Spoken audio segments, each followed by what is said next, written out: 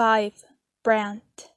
Brant, not now. Mr. Clark sat down heavily behind his desk and took off his hat and rubbed his bald head a few times like he was about to make a wish. Yes, now, Mr. Clark, I said. Bravery or stupidity didn't matter. It's been a long morning with that stupid horse thing, he said. Yes, I know, but you also promised me a byline if I was a stupid horse helper. I have a doozy of an idea, I said with the chair opposite him. Without being asked to, I was feeling pretty invincible, to tell the truth. Pitch me fast, said Mr. Clark. I nodded and scooted to the edge of my seat. My arms rose up and hands started to move in the air as I spoke. Yeah, I was an energetic speaker, broke some stuff as a kid in the apartment, got in trouble, and did it again. Over and over, last week, in fact. That rich kid and his dad, I said. The ones making the tourist film today. Yes, that rich kid and his dad, otherwise known as William and Emma Chambers. The latter being the man who owns the half of Atlantic City. Well, that's my point. How about Gustav on the corruption in Atlantic City, with Mr. Chambers at the center of it? Sounded pretty swell to me. What about that? Replied Mr. Clark decidedly, not that enthusiasm. It's a solid story, I said. It's an old story, it's no story.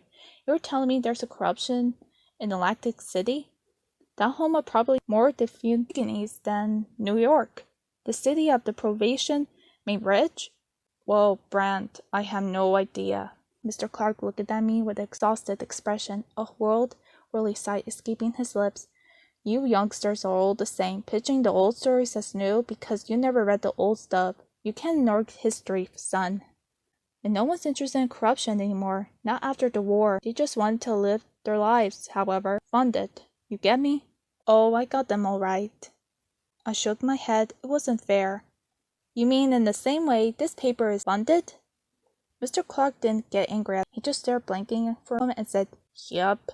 Right. I had to think quick. I didn't have any pinches, but this one.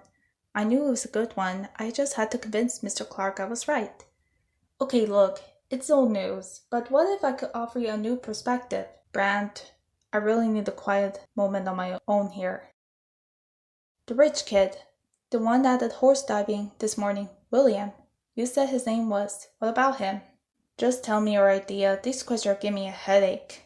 He pinched the bridge of his nose as he said in the case. I didn't believe him, but I did.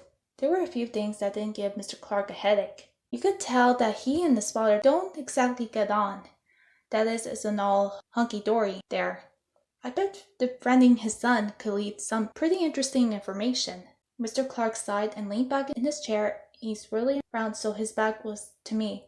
He was looking at his unwashed windows, caked in with layers of dirt and salt from the sea. Look, he said on the other side, write the story, you have to write it. If it's good, it'll go on in the paper. At this point, Brant, I know better than try to tell you no. Just because I promise you a byline doesn't mean I polish anything that crosses my desk. Still got to be good, or at least not embarrassing to the paper.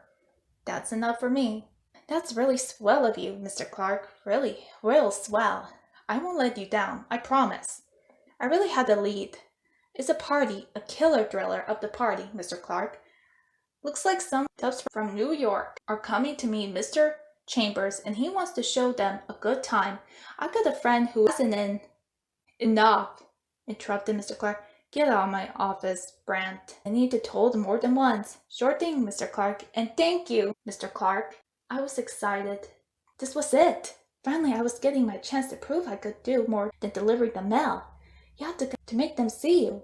No one else is going to do that for you. Other lesson from my uncle. I was darn tired of being invisible. It was time to be noticed.